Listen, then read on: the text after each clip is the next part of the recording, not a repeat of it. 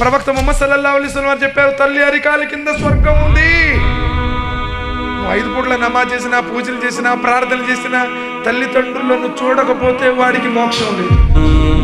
వవస్సైనల్ ఇన్సాను బివాలిదైహి హమలతహు ఉమ్ముహు వహనన్ అలా వహనిన్ వఫిసాలుహు ఫి యమైన్ అనిష్కురు లీ వవాలిదైక్. మేము మానవుడికి గట్టిగా తాకీదు చేశాము, అతడు తన తల్లిదండ్రులతో మంచిగా మెలగాలని. ఎందుకంటే అతని తల్లి అతని భారం మీద భారం, భారం మీద భారం 9 నెలలు మోసి 2 సంవత్సరాలు పాలు పట్టింది. అందుకే మానవుడికి ఆజ్ఞాపించాము, అతడు తన తల్లిదండ్రులకు సేవ చేయాలని. ఈరోజు పడుచు పెళ్ళాం మోసులో పడి తల్లిదండ్రులను కొట్టి తిట్టే వాళ్ళని మనం చూస్తున్నాం. సోదరులారా, భార్య పోస్తే మరో భార్య వస్తుంది, కానీ తల్లి పోతే లోకంలో ఇక ఏ తల్లి నీకు కన్న తల్లి కాలేదు.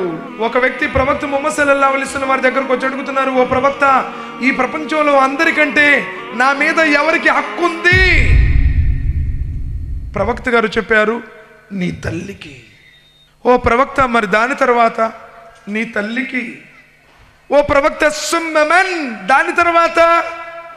సుమ్మ ఉమ్ముక్, నీ తల్లికే.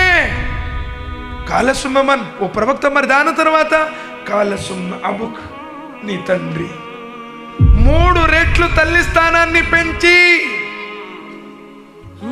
ఆదేశించారు ప్రవక్త ముహమ్మద్ సల్లల్లాహు అలైహి వసల్లం.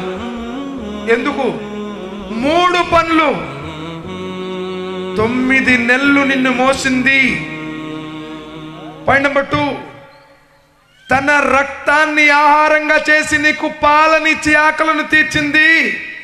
3, అతి కష్టమైనటువంటి నొప్పులకు ఓర్చి కడుపు చించుకొని జన్మనిచ్చింది. ప్రపంచంలో ఎవరు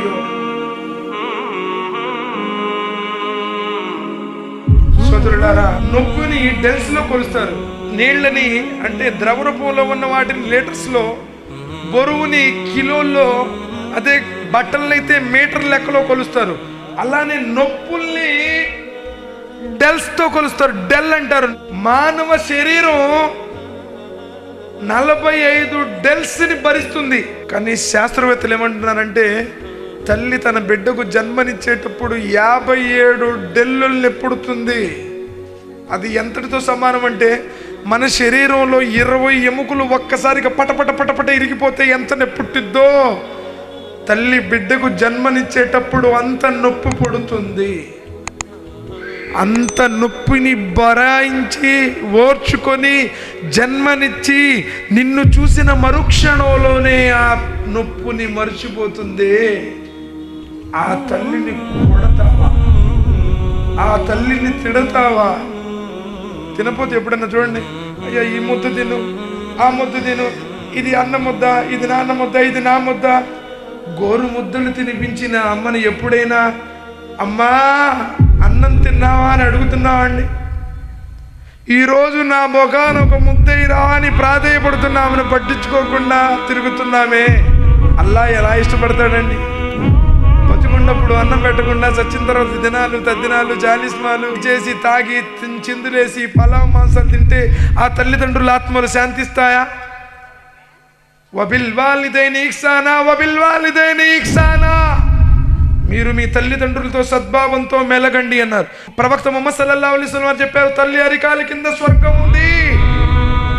నువ్వు 5 పూట్ల నమాజ్ చేసినా, పూజలు చేసినా, ప్రార్థనలు చేసినా, తల్లిదండ్రులను చూడకపోతే వాడికి మోక్షం లేదు. 26 చోట్ల అల్లాహ్ సుబ్హానహు వ తఆలా ఖురాన్లో అన్నాడు, వబిల్ వాలిదైని ఇహ్సానా, తల్లిదండ్రులతో మంచిగా మెలగండి. ఈరోజు ఏ మతమైనా కావచ్చండి, వేరే విషయం అది. ఈరోజు మానవత్వం మర్చిపోయాం.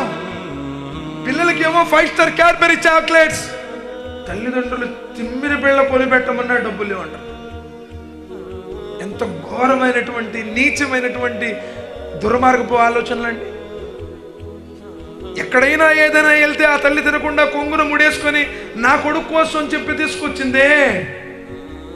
ఈరోజు ఆ తల్లిని భారం అయిపోయి, అరే నువ్వు పెద్దోడే, నువ్వు ఈ 3 నెలలు నువ్వు ఉంచుకో, తర్వాత నేను 4 నెలలు, నేను తర్వాత 3 నెలలు, నేను 3వ వాడు మిగతా 3 నెలలు పంచుకుంటున్నారు. ఆ తల్లి కూడా ఈ రోజు ఇచ్చానులే పాలు, రేపు ఇస్తాను లేరు అని చెప్పి ఒక రోజు ఆపి నడితే గొంతు ఎండిపోయి ఎప్పుడో చచ్చిపోయేవాళ్ళం. రోజు యాడిచ్చాను రా పాలు అని చెప్పేసి. అవునా కదండి? మనం మూత్ర విసర్జన చేస్తే మనల్ని పొడి బట్టల మీద పండేసి తాను తడి బట్టల్లో పండుకుందే ఆ తల్లిని ఈరోజు నేడు సమాజం ఎలా చూస్తుంది?